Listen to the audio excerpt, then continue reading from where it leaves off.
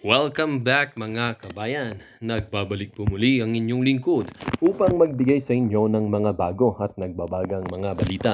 Tila ba naging mainit na usapin ang isyong ito sa mundo ng social media? Sa gitna ng tumitinding tensyon sa politika, tila bumubulusok ang tiwala ng mag-asawang sina Pangulong Kuting at unang ginang Smugs dahil sa matibay na tindig ni Pangalawang Pangulo Sara Duterte. Ayon sa mga insider, ramdam ang kaba sa palasyo matapos makita ng mag-asawang ang lakas ng impluwensya ni VP Sara na tila bumahag ang buntot ng dalawa. Ang pangalawang pangulo na kilala sa kanyang matapang na personalidad at walang inuurungang mga desisyon ay patuloy na nagpapakita ng kanyang paninindigan sa mga isyu ng bayan. Ayon sa ilang malalapit sa pangulo, tila ba nag-aalangan ang mag-asawa sa kanilang mga hakbangin tuwing humaharap sila kay VP Sara, lalo na't malakas ang kanyang suporta mula sa mga Pilipino at sa iba't ibang sektor ng lipunan.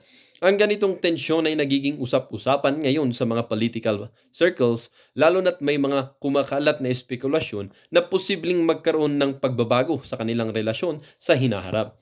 Dagdag pa ng mga eksperto, ang pagiging kabado ng mag-asawa ay posibleng may kinalaman sa mga darating na desisyon na maaaring makakaapekto sa kanilang pamumuno. Marami ang nag-aabang sa mga susunod na hakbang ng mag-asawang Kuting at Smugs, lalo na't mukhang hindi sila inaasahan ang bigat ng impluensya ni VP Sara. Sa kasalukuyan, nanatitiling matatag si VP Sara sa kanyang posisyon at patuloy ang kanyang pakikipaglaban para sa kanyang mga advokasya. Sa kabila ng lahat, ang bayan ay nanatiling naghihintay kung paano harapin ng mag-asawang Kuting at Smugs ang tila walang takot na pangalawang pangulo ng bansa. Abangan ang mga susunod na ulat tungkol sa isyong ito. Well, para nga sa buong impormasyon ay panoorin na lamang ang buong video. At kung bago ka pa lamang sa ating channel ay huwag kakalimutang mag-subscribe, pindutin ang notification bell at piliin ang all upang laging maging updated sa mga bago at nagbabagang mga balita. At sa mga solid viewers naman natin dyan ay maraming salamat naman ho sa patuloy na pagtangkilik sa ating channel. Tuloy-tuloy lang po ang laban para sa katotohanan at para na rin sa kinabukasan ng ating pinakamamahal na bansang Pilipinas. Easy for the House, dali-dali lang yan. Of course, 200 is a majority. Pero ang tanong ko, bakit nag-hesitate yung 100? Bakit hindi unanimous? Bakit may nagdadalawang isip? Is it possible na may at least 100 dyan or maybe less na kinakabahan na baka shaky na po ang hold in power ng mga nakaupo? Thank you kay Avits at kay Len lang. Maraming salamat po sa inyo.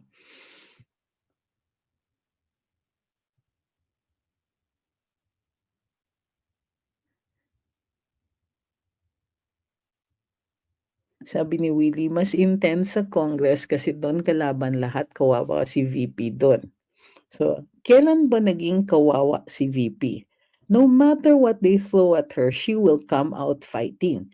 Ngayon, kung pagtutulungan nila siya, makikita naman natin that they don't even intend to have a fair fight. Di sige, let it. Tandaan ninyo, Filipinos love an underdog. And ang galing-galing ng Kongreso ngayon, ginawa nilang underdog ang mga Duterte. From VP Inday to former President Duterte, to former President RD, at saka to even Congressman Pulong, Attorney Man Scarpio, and to some extent, Mayor Baste Duterte. Thank you kay Christoph at kay Romeo. Diba? Sige, game, bring it. Kumbaga, no matter what, if VP Inday comes out strong and triumphant, kawawa ang Kongreso. If they if they bully her and they oppress her, not give her a chance to speak or make her look bad, magagalit din ng taong bayan. Remember, VP Inday is a very sympathetic figure. She is well loved. What makes you think na that kawawa is going to go against against the messaging, diba? It goes against the propaganda nung kabila. Pero, diba? Ako, I am not worried. VP Inday is on a roll.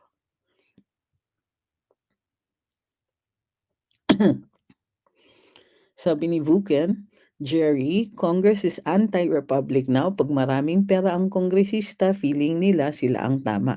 Actually, they do that all the time. Thank you kay Igorot Pride. Maraming salamat. Okay. Sabi ni Marvin Amaro, I have read one of the comments na hindi daw ganun kalakas ang SOCMED platform ni VP Inday. That's intended to make you believe. Why are you repeating that? Do you want other people to believe that that is so? Yan. Ito lang ang these are the only numbers that really should matter to you. Her trust and approval rating as of now. I imagine that at some point, somebody is going to try to mess with those numbers. But ito yung pinagtataka ko sa inyo. Mayroong magsasalita ng masama tungkol dun sa tao na sinusuportahan ninyo. Tapos, iuulit ninyo, dadalin nyo pa sa ibang platform where more people are going to see it. Dahil kayo ay nababahala. Tama ba yun? Do you want to do the administration's work for them? I don't suggest that you do that.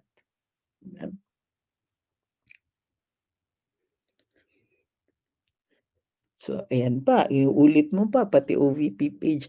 Does it matter? Kasi alam natin, mulat sa pool pa lang. Does it matter? Kasi matagal na pong yan, matagal na pong shadow banned yan. Matagal matagal ng, it's nothing new.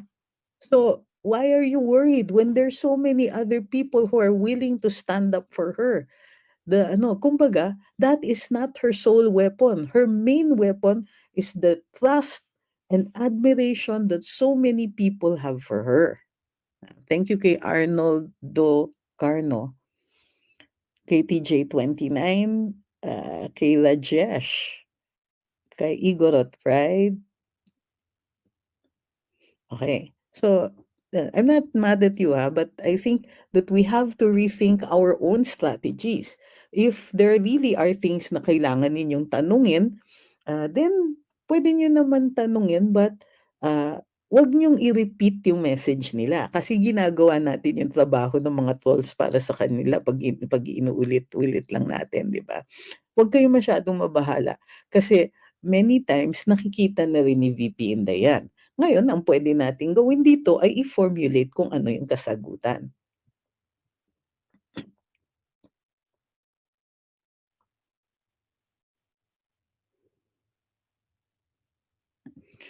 Sabi ni Freddy, ayaw namin dito sa Davao ang taong pula, puti. Kung kaibigan ka hanggang sa dulo, dulo tayo. Kay ang puso namin malambot pa sa mamon, madali kami kakausapin kami dito. Alam ko po yan. So, malapit na akong maging taga dyan. Hi kay Sky Ann. June Fabro, maraming salamat po. No, I'm no longer in Canada po. Makikita niyo bukas kung nasan ako. Promise. Sabi ni Dion, Trust VP, master tactician tatay niya. Hindi yan sila basta-basta nagpapa-apil, lumalaban kahit in silence. Kaya ito lang ang ko rin matandaan ninyo. Number one, there was a time na tahimik si VP Inday. Okay? But, hindi ibig sabihin nun bulag siya. Hindi ibig sabihin nun na hindi siya na nagpabaya siya sa atin. Walang ganon. In fact, she was just biding her time. Thank you kay James. Thank you. Uy, kay James dalawang beses. And she was also, iniipon niya yung kanyang personal na kaalaman. Ko dyan, give me a second. I need water.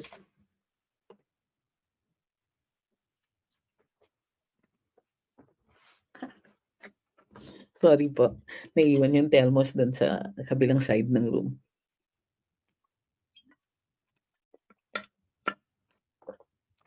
Okay.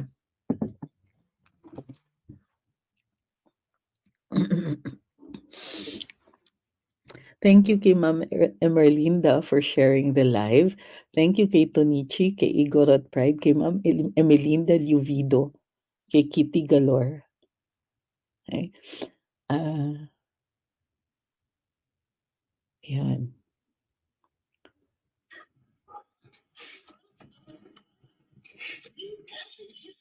Okay.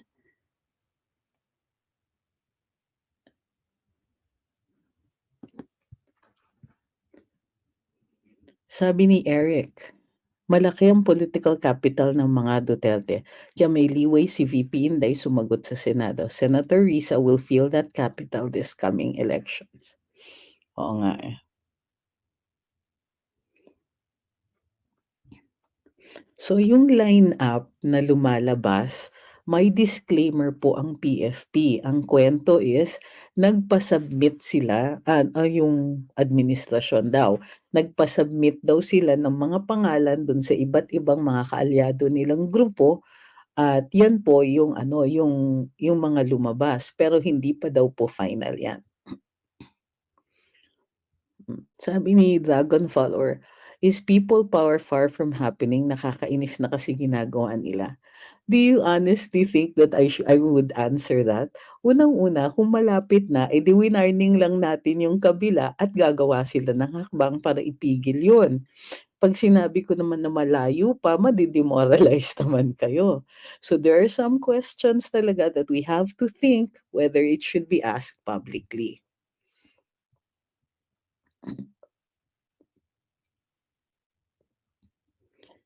Sabi ni Joseph, how can I support your page?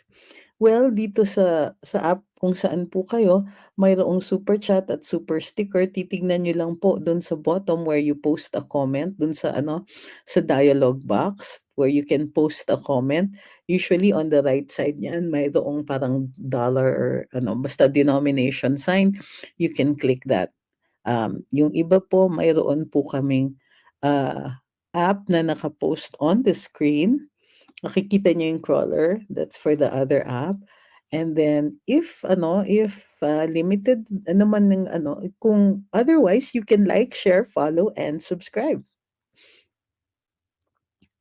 Sabi ni Sky Ann, I love Tatay Digong and I love VP Sara. Next election for Senator Attorney Trix. God bless po.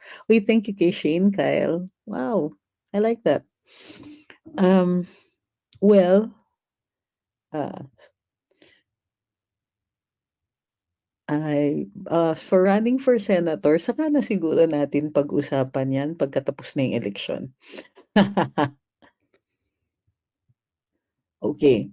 Melita naman says, malabo ng kumilos ang AFP chief nila si Browner, inirecommend ang nephew niya sa Department of Justice. Madam, kung sakasakali, when the Constitution says the AFP is the protector of the people and of the state, walang nakalagay doon that it solely is the power of the chief of staff. Okay? Thank you kay John. I'll vote for you po pag may chance po na tatakbo kayo. Sa ngayon po, no. Sabi ni June Isip, yung nag-sign ng impeachment, wala pa pong pinipirmahan. Ang sinasabi na 200 po ay mga willing daw pumirma. Oh, ang tanong, bakit more than 300 po ang kongresista ha? Sabi niya, we know who na are they willing to show their names in public? Well, if they actually sign, magiging public document po yung articles of impeachment. At saka yung yung botohan nila.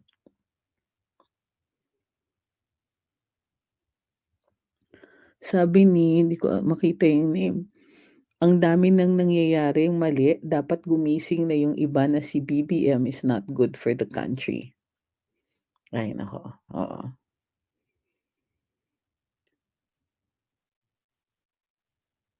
Sabi ni Rafi, I've heard from someone online na illegal ang pagkukuha ng bilanggo as prisoner. Yes, that is true. Kailangan pinapaalam po.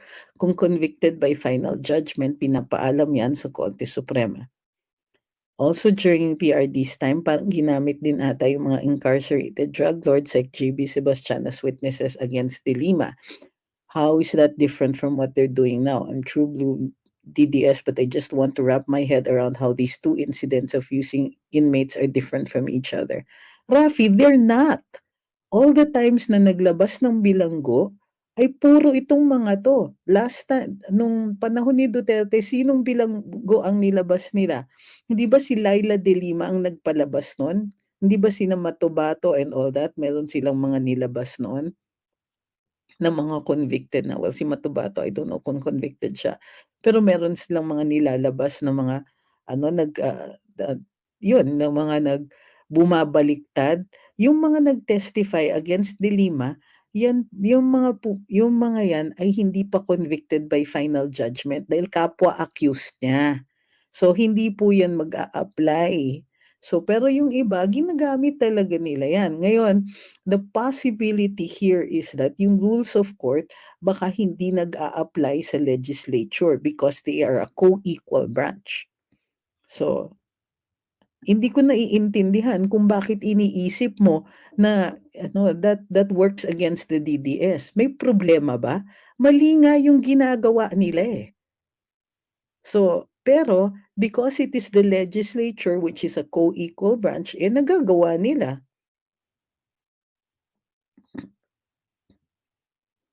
Pero you have to explain to me, Rafi, why you think that I'm a true blue DDS but I want to wrap my head around here. Parang ano ba yan? Does it go against the DDS? How is that so? Hindi naman DDS ang naglabas. So yung mga testimonies against Laila de Lima, hindi naman sila convicted by final judgment. So nakakalabas talaga sila. Basta may pahintulot dun sa hukuman na may jurisdiction dun sa kaso nila. Illuminated Luya says, should Pulong and Mans file libel against Gubang? It might be difficult because this is the testimony given in a proceeding, in a legal proceeding. The court will have to determine if the proceedings in Congress are protected. Kung hindi siya protected, then yes, pwede nilang kasuhan yan.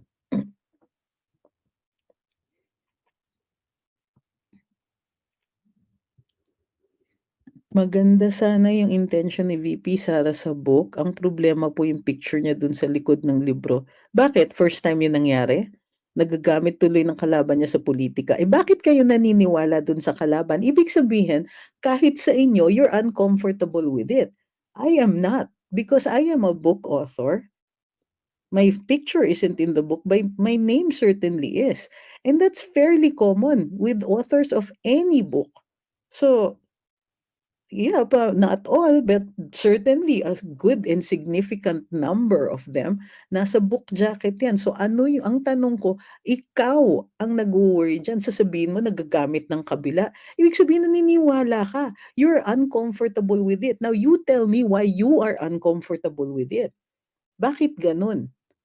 'Di ba? When it is done, why does she have to be an exception?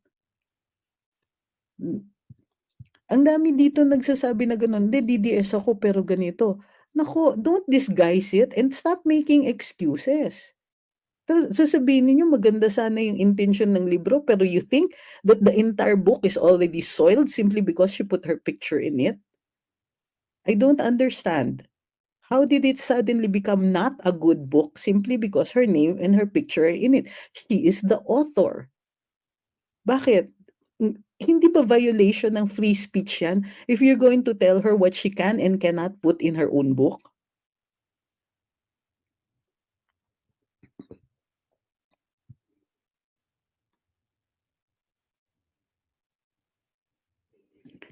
Maria says, VP Sara maisog lumalaban, yan ang gusto ng mga tao. Tusikon sila sa Eagle. Kahit anong, we got to drill. Thank you. Sabi ni Noemi, natural yan sa Bisaya, di kami sanay sa traiduran. So ang Tagalog sanay, ganun ba yun? Ma'am? Ma'am, hinay-hinay din. Unang-una, nasa laban tayo. Dahil nasa laban tayo, kailangan hindi tayo naggagawa ng ng mga hakbang na nagkakahiwa-hiwalay tayo. So, where is this regionalism coming from? Is it a regional trait? Kasi kahit naman Tagalog ayaw ng traiduran, eh. Alam mo kung sino yung mga historical na traidor? Kapampangan. Pero do we say that? Do we say that all Kapampangans are traidor? Sila po yung nagsuko kay kay Aguinaldo, 'di ba? Sila yung nagturo.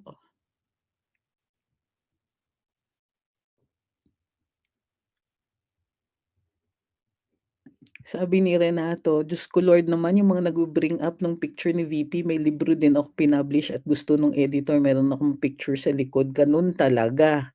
Oo, pero kay VP Inday bawal daw. Kahit yung mga kasi naniniwala kayo, eh. Iniisip ninyo na na nangangampanya siya using a book, that's the least efficient. Kung gagastos ka na rin lang ng 10 million, eh, bakit hindi ka mag-epal na lang at maglagay ng mga poster-poster kung saan-saan. Congratulations, graduates. Katulad ng ginagawa ng ibang mga epal na kongresista.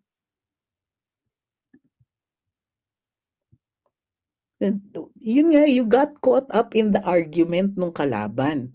You got caught up in the argument na na somehow that is wrong. It is not wrong. It is normal. Also, sino ka para magsabi kung ano ang pwedeng ilagay o hindi? Hindi ba violation ng free speech yan? Hindi ba yan ang mismong pinoprotektahan ng saligang batas ang karapatan magsalita at magpahayag? Pahayag yan. The book is a publication. Wala naman yan sa anti-epal law. Eto pa, actually, if they said, "Okay, I think we can grant the 10 million if tanggalin na lang yung picture." Pero hindi puwedeng tanggalin yung name because she is the author.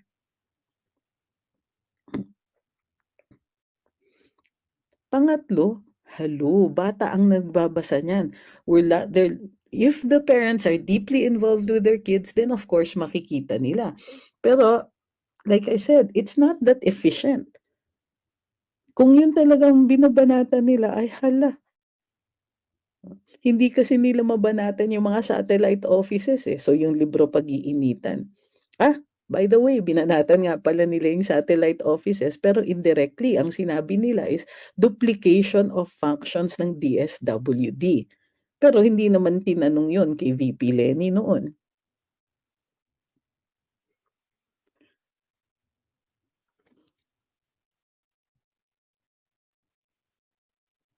Sabi ni Ron, mahirap basahin ang Duterte kasi walang sino man sa politika sa Pilipinas ang kayang gawin ng mga ginagawa ng mga Duterte. Ang tapang nila ay mula sa malinis na konsyensya.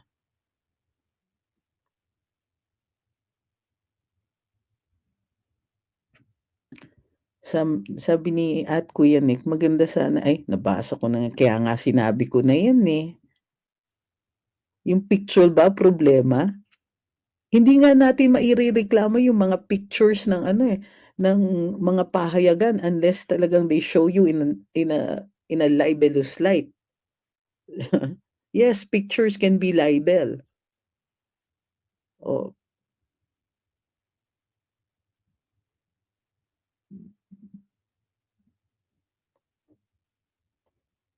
sabi ni June, "I'm 46 years old at napapansin ko na ang sumisira sa bansa ay walang iba kundi ang mga pulitikong nakaupo sa puwesto.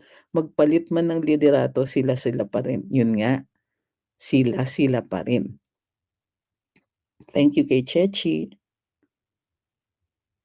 kay Ecozafe, kay John Unified, kay Echo, kay John uli, kay Ma'am Alice, kay Shane, Kyle, kay John uli, kay Chechi uli.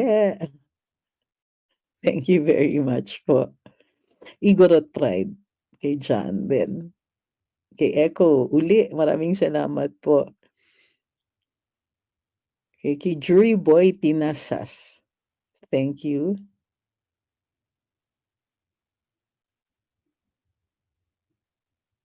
Hi, Ma'am Ermerlinda. May nagtanong pero hindi ko na siya mahanap. Thank you uli kay John. Kailan Ramos, salamat. Kung papatalsikin daw si VP, anong ground? Sa tingin mo kailangan ng ground? Ang mag-i-interpret ng grounds for ano, for impeachment po ay yung ano, yung body like Congress. Yeah. So ano yung mga grounds? Ah, violation of the Constitution, public trust, high crimes, etc. At Congress ang magde-decide which acts are appurtenant to that. Thank you kay Echo, kay Lan, kay Chechi. Sabi ni Sir Nan, si Mar Rojas nga, book niya cartoon, siya ang character. Muntang. Sabi ni Ma'am Ana, funny kayo, lahat ata ng libro ko may mukha ng author. Seryoso kayo dyan? Bakit exempted siya?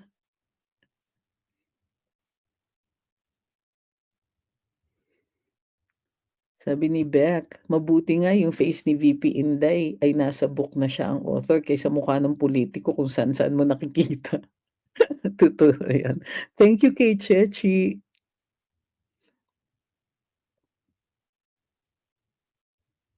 So balik tayo dun sa mga ilalabas na preso.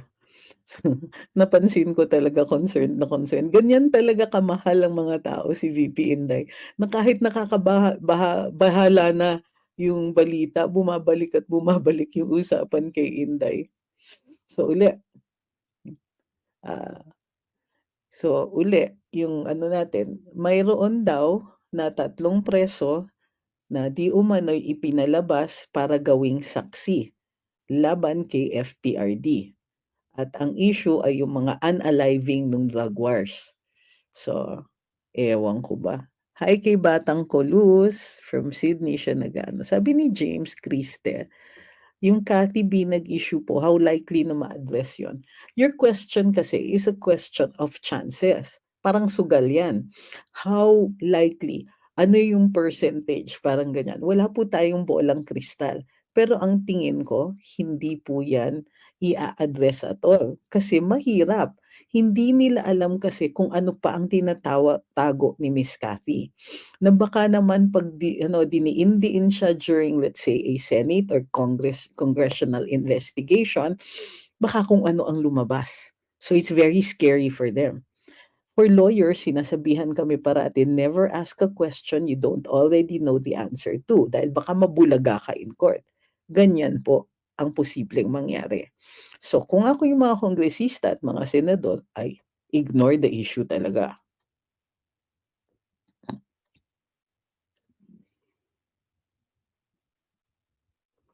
Sabi ni Ian, yung Alice Guo departure is bombarded. Totoo yan. Tama ka. Magaling yung observation mo. Bombarded on FB, kahit walang connection sa mga pages, Alice Guo topic is being forced on us. Totoo yan. Kasi ang tingin ko, mayroon silang somebody na gusto nilang ilaglag, ikukonekta nila dyan.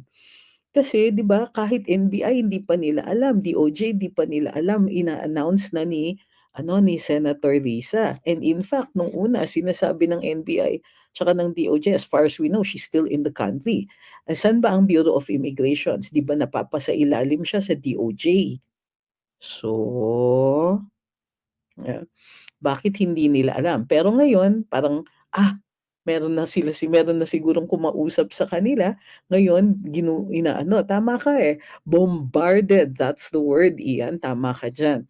Na bombarded on parang talagang kahit nung paggising ko nung the other day ba yan or yesterday, ayun tuloy-tuloy na puro si Senator Risa. Now there's two purposes for that one, isa siyempre ay mabalandra ang mukha ng senadora, and number two ay para para mag-focus ang mga tao doon sa Alice Guo issue. Eh, unfortunately, isang exchange lang nila with VP Inday, whatever goodwill that she had gained dun sa Alice Go issue, and meron goodwill po kasi ang dami sa inyong naniniwala, 'di ba? May mga nagsasabi na, "Ayan, kriminal, pinatakas niyo." Wala pa po. Alam niyo, itong all of this hullabaloo about, yung pagtatakas kuno ni Alice Guo, must be subjected to closer scrutiny. Alam niyo kung bakit? There is no case. Okay? Meron siguro siyang arrest galing sa Senado, pero ano yung nakalagay dun sa batas? Pwede lang ibawal ang pag-alis ng isang tao with a court order. Okay? Kaya nga watchlist lang siya.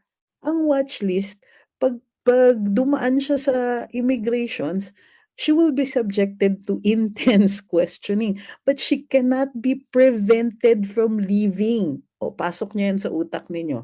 So, bakit nila ginagasgas ang issue ni ni former Mayor Alice Guo?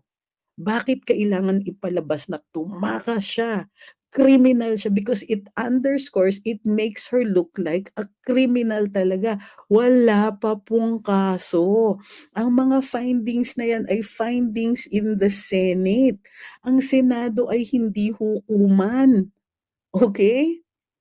And in fact, hindi natin alam kung ganong kabigat yung ebidensya na yan until it is tested in court.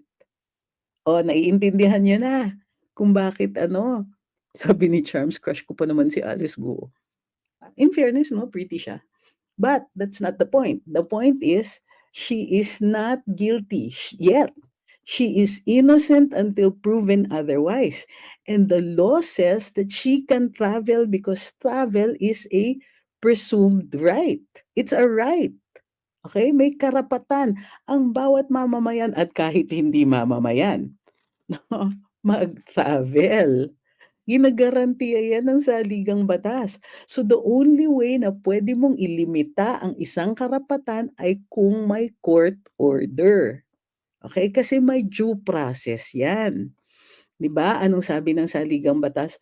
No person shall be deprived of life, liberty, or property without due process of law. And the due process comes from the court. In cases like this. So wag po kayong magpapadala sa kadramahan ni Senator Risa. I mean, she's allowed, of course, she's a senator and she has the freedom of speech. Pero that doesn't mean na kailangan natin maniwala. Diba? They're all politicians and they all have an agenda. Senator Risa is no exception. So itong, bakit nakatakas? Takas? Bakit? Arestado ba siya? By what court? Diba? Meron siyang meron siyang order siguro coming from the Senate to appear. Kung in contempt siya, pwede siyang i-detain. But that's not a court. Okay? Gumawa sila ng batas kung gusto nila. But the Senate and the House, hindi sila gumagawa ng batas na magpipigil ng pag-travel ng isang tao na na humaharap sa kanilang mga inquiry. And again, these aren't even hearings. Mali yung term na yon. These are inquiries. It's very similar to an investigation, but it's not a court. Okay? So yan po ang dapat natin, mindset natin. Why are they so gung-ho against Alice Guo? So dyan na papasok ngayon yung bagong pasabog ni Madam Maharlika.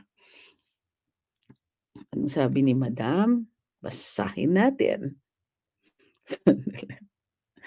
Hahanapin ko pa. Pasensya na po.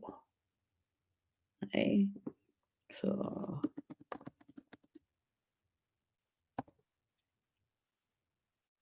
ayan. So, ang sinasabi niya ay meron siyang nilabas na picture at nilabas niya na kung sino ang tunay na hari at reyna ng Pogos. Okay? Thank you kay Chechi at kay Ian Paul. Thank you. Uli, Ian Paul, maraming salamat ha. Okay. So, at bakit si Alice Guo ang pinag-iinitan diyan? It's rather complex, no? It involves the the people occupying the highest positions in the land. Ah, may mga ano, ako I suggest na puntahan niyo yung page na Boljakan doon sa Blue na app para ano, para makita ninyo yung kwento na gano'n and why it is Alice Guo and bakit ay maliliwanagan kayo tuloy kung bakit si Senator Risa, pati si Sas meron siyang posts about that. Makikita ninyo kung bakit si Senator Risa are very ano, meron din kayong ano pala, meron din kasing connections. Meron kaming storya kung bakit in particular si Senator Risa ang ano, ang maingay about that, okay. Pero hindi ko muna pangungunahan at si Adrian na ano, kuwento ni Adrian, storya ni Adrian 'yan, ipo-post 'yan, within the next few days dun sa Luminous. Why her in particular, 'di ba, ang sinasabi na mayroong thank you kay TJ29, kay Ecosave, kay Chechi, 'yan. Bakit ano, bakit kung ano yung buong storya. So it isn't just about Alice Guo, it is about mga krimen na mga sindikato, mga well-known na mga ano, na mga nagpapatakbo ng sindikato na ito at involved din ang mga ilang mga appointees ng Marcos administration dito. So ang laki-laki ng storya. So, isa-isa na natin nakikita kung ano yung sakop niyan. So, enter the Dutertes. Ano naman ang role ng mga Duterte dito? Well, sila po ang para dun sa storya ng administrasyon, sila yung gagawing mga ano, mga maisala. Kahit sila po, sila po ay walang kinalaman dito, sa kanila ituturo, sa kanila po ibabagsak ang bintang.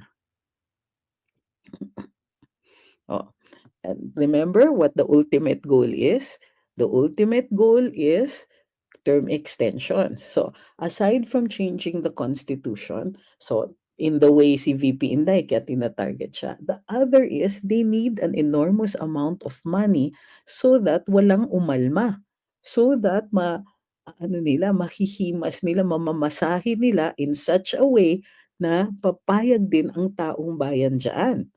So, paano 'yan? Paano nila gagawin 'yan? I-eliminate nila yung mga taong may impluwensiya na maaaring i-point out yung mga problema ng kanilang mga sinusulong. I-eliminate nila yung mga taong puwedeng mangampanya for a no sa mga referendum nila. Puwede rin ini-eliminate nila yung mga tao na maaaring not just kumontra using their words, pero kumontra by running and obtaining positions and thus obtaining platforms to be strongly in opposition to what they want.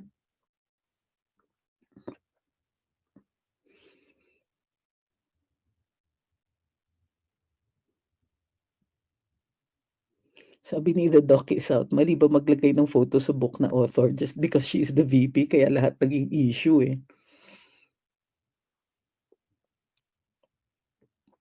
Kaya nga kailangan na ito yung mali nila, dinemonize nila yung mga pogo.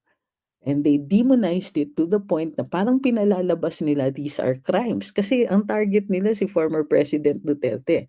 Ngayon, with the expose of Madam Maharlika, it makes them look triple bad. Kasi nahahalata na binabaling yung blame sa mga Duterte, pero there might be involvement of some politicians in that scheme. So now, kung mapakita na may involvement yung mga politiko, nagmumukha talagang hipokrito sila at manggagamit at magnanakaw.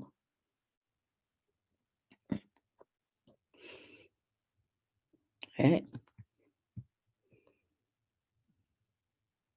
sabi ni Ma'am Bicola ng makulit, wag pong kakalimutan like, share, follow, subscribe. Sabi ni Concordia, hello po, magandang Miyerkules sa lahat ng nanonood.